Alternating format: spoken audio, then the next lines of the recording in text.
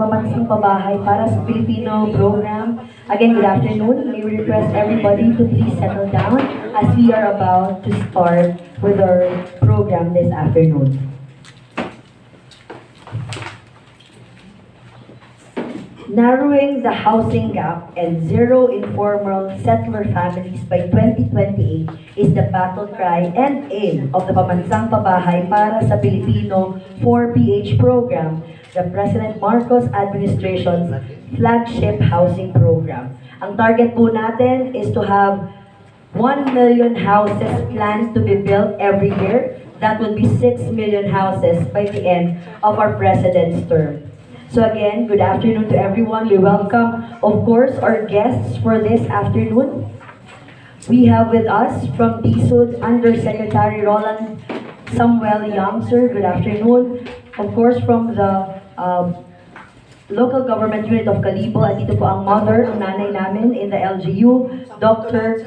Cynthia C. De La Cruz, our Municipal Vice Mayor. We also have representatives here from DSUD and Pag-ibig Fund. We also have representatives from Labrador Gonzalez Construction, and of course our friends from the media who will be properly acknowledged later. So to start with our program, may I request everybody to please stand for a prayer. Especially to our Department of Human Settlements and Urban Development Secretary, si Rizalino Acosar, Undersecretary Samuel Young, the handsome Samuel Young. Sabi niya, balikan daw siya. Sabi ko ganun talaga pag pogi. Balikan talaga. No? Hirap na mag-overnight. Joke namin yan sa'yo. Kasalanan yung ng mga asawa nila na maghanap ng guwapo o pogi. Tapos pa-uwiin ka agad yung mister. Tama ba yan? So our other guests from our construction companies, from Pag-ibig, ma'am, and to come, our Honorable Mayor Joris Socro, our employees, our other guests, and our staff. Good afternoon. We acknowledge that we are facing various problems in terms of housing in our beloved town of Calibo. And of course, we do not want this kind of problem just to pass by during our administration with our Mayor Joris Socro. We believe that a house is one basic need of every family. Having a house or home of our own is a dream come true for every Filipino family. That is why the LGU Calibo, together with the Department of Human Settlements and Urban Development, came up to the solution by adopting the Pambansang Pabahay para sa Pilipino 4PH program to narrow the housing gap in the town of Calibo. Through the help of this 4PH program, we will be building sustainable communities. I think we'll have 500 houses, allowing relocated Calibonuans to continue their livelihood and provide them with decent and affordable housing. This afternoon, ladies and gentlemen, I warmly welcome you all to the signing of Memorandum of Understanding between the DSUD and the local government of Calibo. Thank you so much, and once again, good afternoon to everyone. Thank you so much to Municipal Vice Mayor Dr. Cynthia C. De La Cruz. Actually po, our ato mga staff from the earlier meeting with Pag-ibig are very happy and excited, and I'm sure they wanted to meet our next speaker because ang next speaker po natin ang susi sa kanilang mga pangarap during the discussion kanina with Pag-ibig. Because I believe po this next speaker natin will be the key in ensuring that ang ating pong availment of the 4PH will be mas magaan sa bulsa. Tama po ba yun? Sige po, parang yun ang takeaways po natin kanina during the meeting with Pag-ibig Fund. So ladies and gentlemen, without much ado, let us welcome our Undersecretary for the Department of Human Settlements and Urban Development, Undersecretary Samuel Young.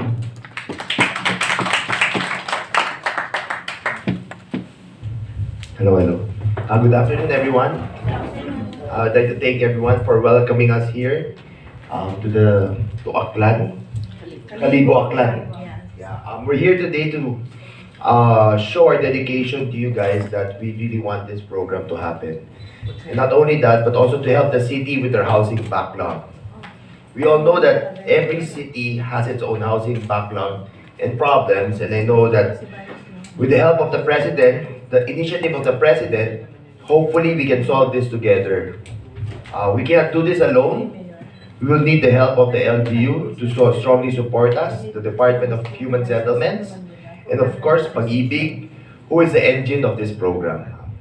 So hopefully, by subsidizing the consumer loan of people who don't have a home right now, so the goal is to have a 1% interest rate na lang sa principal payment instead of 6%, so that so we will be subsidizing anything above 1%. Hopefully with this program, we'll be able to solve this housing backlog together. Thank you very much. Thank you so much, Yusek Samuel Yang. That is indeed good news po. And actually, my staff are all excited to share the news about sa wakas po, magkakaroon na tayo ng bahay. Hindi na daw po malayong maabot na magkaroon, na mag-retire daw po sila ng may sariling bahay. And that will be amen for all of us. And at this point po, we will proceed with the ceremonial signing of Memorandum of Understanding. So, while we're doing the ceremonial signing of the Memorandum of Understanding between the local government unit of Calibo and of course our Department of Human Settlements and Urban Development, the next part of the program would be the press conference. So again, we welcome ating po members of the media. If you have any questions, you can actually prepare. Actually, I'm sure you're already preparing now for your questions.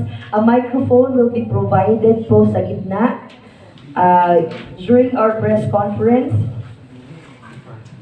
And we will be allotting po muna siguro one question and one follow-up question. So a total of two questions per media entity after the ceremonial signing.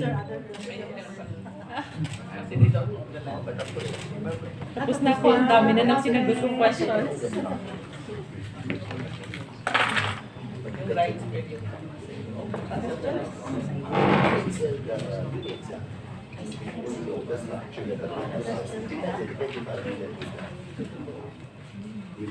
Isog-isog pa sila ginawa. Isog-isog pa sila ginawa question. Wala pa kamera.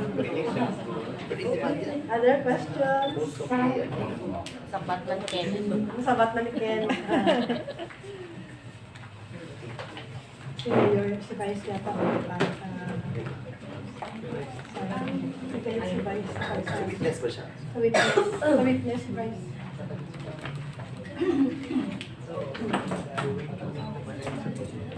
Sa mayor.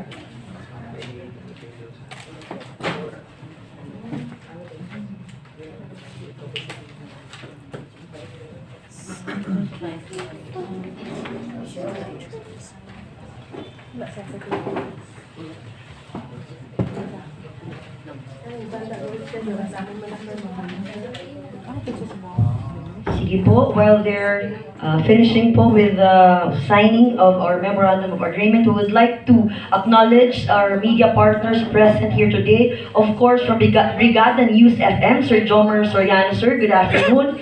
We also have from Calibo Cable TV, we have Mr. Randy Nakuspag.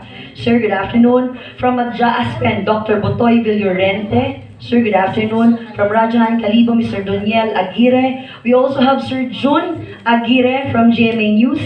And also Ma'am Chita here from Aklan Reporter. And for our press conference, again, ang ating microphone po will be provided po, nasa likod po sa ating staff.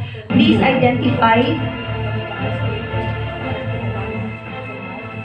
identify po your name and the station or the media outlet you're representing, and then we can present our questions to our speakers.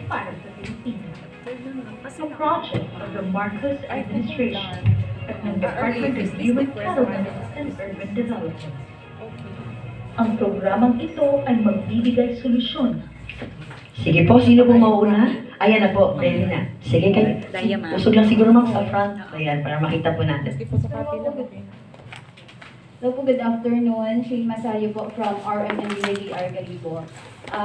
Ma'am, sir, Aside po sa pabahay ngayon na 500 targeted po na pabahay dito sa Kalibo, may upcoming pa po ba na like this project para sa mga Kalibunan po? Dagdag pabahay po.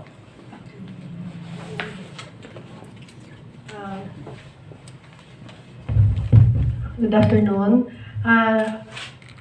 Ito ay initial project ng Kalibo.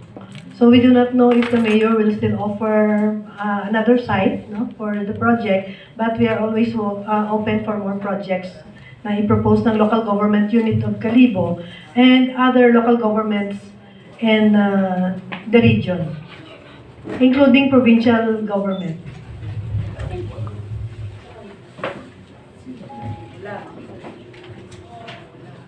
Follow-up question lang po. Bali, for clarification lang po sana. Kamusta po yung status, yung if affected po sa about airport expansion?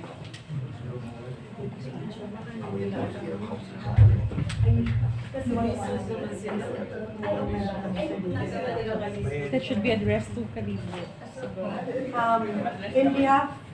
In behalf of our office, the DISUD, we have been appointed by the Regional Development Council, Region 6, to review and endorse the Resettlement Action Plan of the Department of Transportation, the DOTR. So regarding all infrastructure projects that will be affecting households. So in the case of Kalibo, there was already a submitted Resettlement Action Plan, or RAP, from the DOTR almost 2 years ago. And we commented on the draft Resettlement Action Plan. We put their comments and for compliance. And until now, we have not yet received a resubmission from the DOTR. So on our case, ano lang yun, it's a plan that we will be approving and endorsing to the local government for eventual implementation. So that's on the side of the DISUD. I do not know on the ground what is the status here in Kalibo. Thank you po. Thank you, R.D. Marfil from DSUD. Sir Marlo, would you want to add, sir?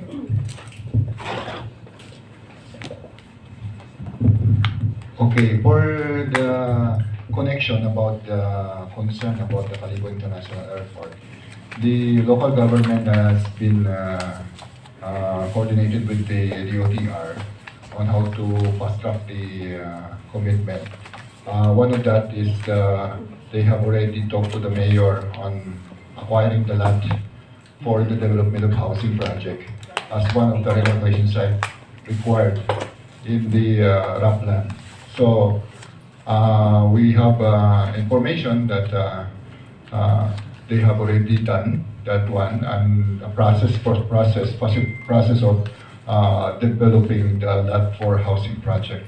On our part, for the Municipal Planning Development Coordinator, we will task to validate those beneficiaries. So may mga di kami man kaming himoon in the validation after we have to complete the CBMS that we are ongoing. Maybe this coming June, we will start on the validating. Thank you. Thank you, Engineer Marlo. Si Sir Jomar Soriano, then Ma'am Chita Hit. Good afternoon, everyone.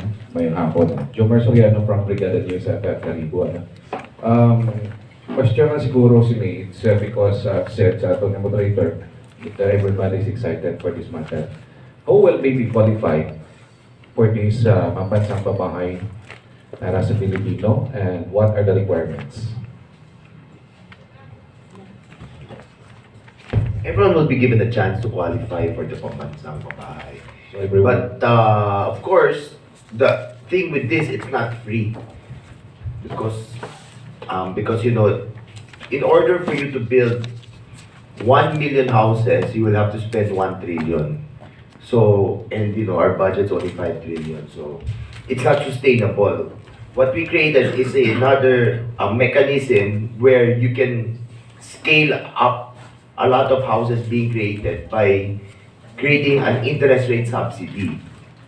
So the interest rate subsidy, instead of 6% over 30 years, what will happen is magiging 1% na lang. So that will save a lot and create a lot of ways where people who couldn't afford to purchase a house will be able to afford a house right now. For example, for a 1.1, 1.2 million worth 25 to 27 square meter unit, before you would need to have a gross monthly income combined of around 20 to 22,000. With this subsidy program, you will only be needing a gross monthly income of around 11 to 13,000 or 11 to 12,000. That is combined already. With that being said, ang hulugan nyo ay magiging 4,000 na lang now. As compared to before, it would be around 8,000, 7 to 8,000. So, by having done the interest rate subsidy, malaki na marami people will be able to qualify for this program. Of course, you know, there will still be some that will be left out, but you know, by creating a lot of jobs with this, magti-trickle down yan, and hopefully a lot of people will be able to afford na, those who can afford, because by doing the housing, we will be creating jobs. We will also be creating a lot of demand for materials, and then you also create a lot of business for the SMEs here. So the impact will not be seen, but the impact of housing is very big. Thank you very much. Thank you, Sir Jomar. Thank you, Yusek. Samuel Young. We also believe earlier the LGU and PABIC talked about that the LGU will be able to set the guidelines, correct po? Set the guidelines for whoever can be able to avail po of the housing. No? All of this again will be communicated din po if this is finalized. The floor is now for Ma'am Chita. Good afternoon, Chita here from Aklan Reporter. Sir Marlo, actually yung question ko is, saan po, okay, it's all for you, saan ba itong lugar na tinatarget niyo na lalagyan itong building? The property will be identified by the city. Meron na. So, Meron na. yes, it should be within the city proper. It won't be far para people will be near their livelihood, di ba?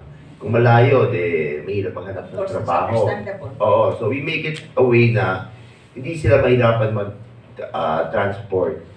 Diba? So I am new to this kasi in previous years na-involved na ako sa housing project namin ni Sir Marlo.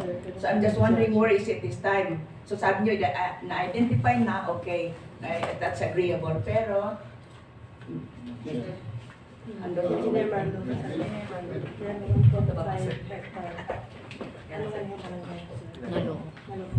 The Sangguniang Bayan has already identified location for the project. It is in the Barangay Nalook. so it has nothing to do with what we have already done. It's something different. Yes, this is different, ma'am. This one is identified that acquired by the local government, Kalibo, in the Barangay Nalook. Yes, ma'am. Thank you. That's all what I want to know for now. Thank you. Thank you, Engineer Marlo. Thank you, Ma'am Chita Hip. Any more questions po? Sir Jun Aguirre? Okay, good afternoon for our guests. Welcome to Kalibo. For question ko na siguro for Sir Marlo kasi Sir Marlo, ilan po yung project na targeted na housing units for this project? At saka i-insert ko na lang na dito kasi sa akin may experience na kumukuha ng mga units pero hindi nila in-occupy, pinaparentahan nila sa iba tapos look at this.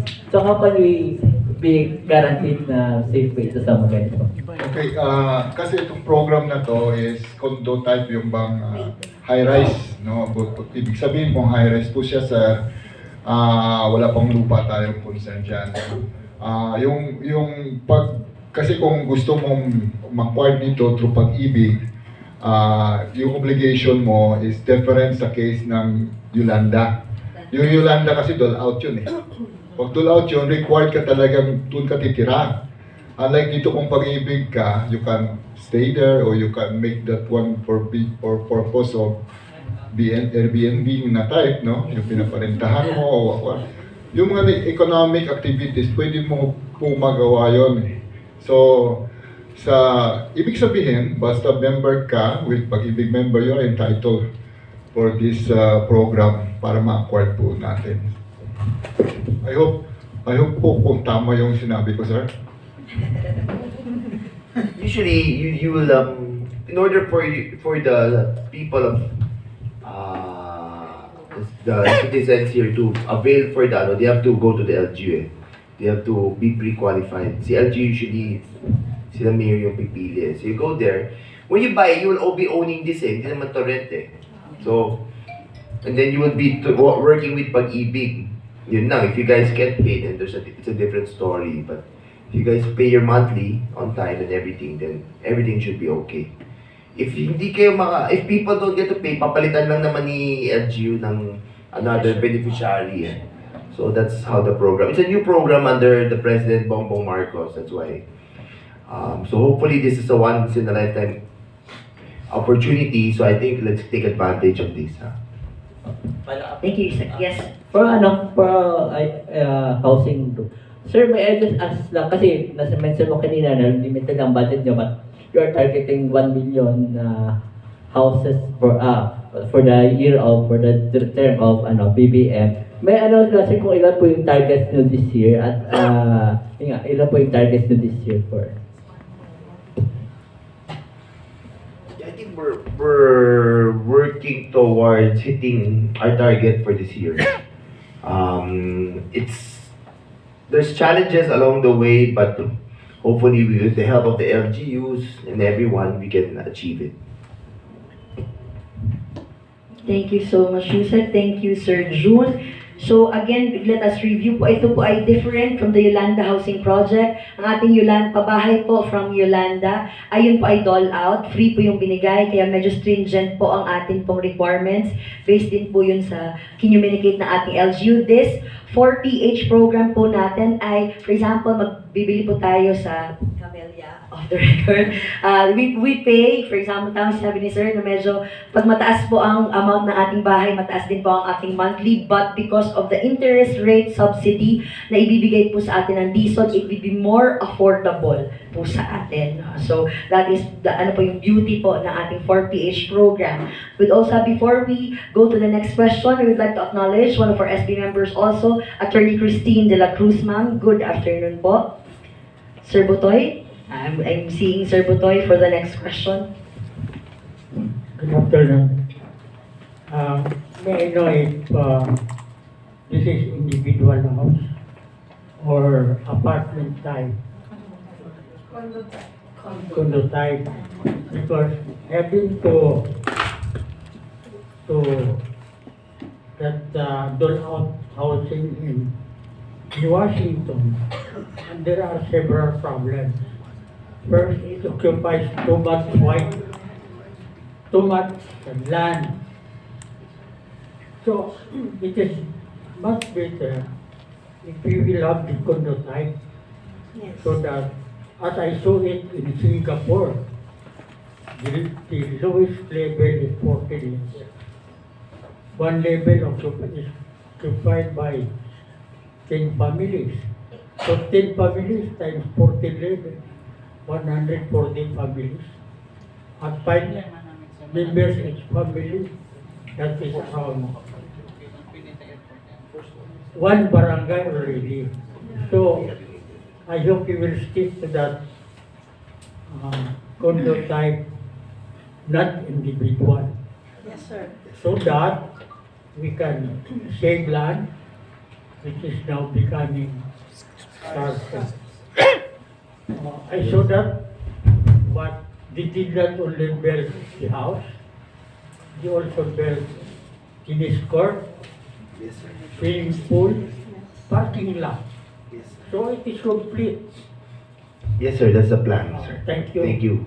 So, Thank you for. glad to hear that, Mr. Secretary. Yes, that's the plan of the secretary. Exactly what you just said. For that, we congratulate the mayor and Mr. Munagbay of Kalibo for the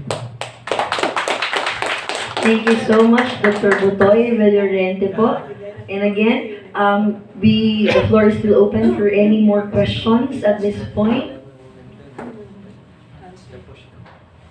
So far so good. I'm seeing no hands na po raising. So I believe we can end our press conference at this point. At siguro sir, moving forward, and ma'am, ang excited na siguro sa nakarabais kung what would be the next step. So ang ball na po ngayon ay nasa kamay na din po ng ating local government unit because our LGUs are tasked to identify suitable lands for the project, select qualified beneficiaries, and to ensure po that the space kung saan po ito ay i-build would be sustainable and livable in the years to come. So ganun po ang plano ng ating President Bongbong Marcos Jr. And to end po ang ating press conference, I will now give the floor to Sir Marlo for closing.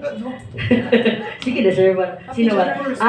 Si atong chairperson lang din mga closing. Na-point person ka, sir. May we give the floor now to our Sangguniang Bayan member, SB Mat, Aaron Guzman.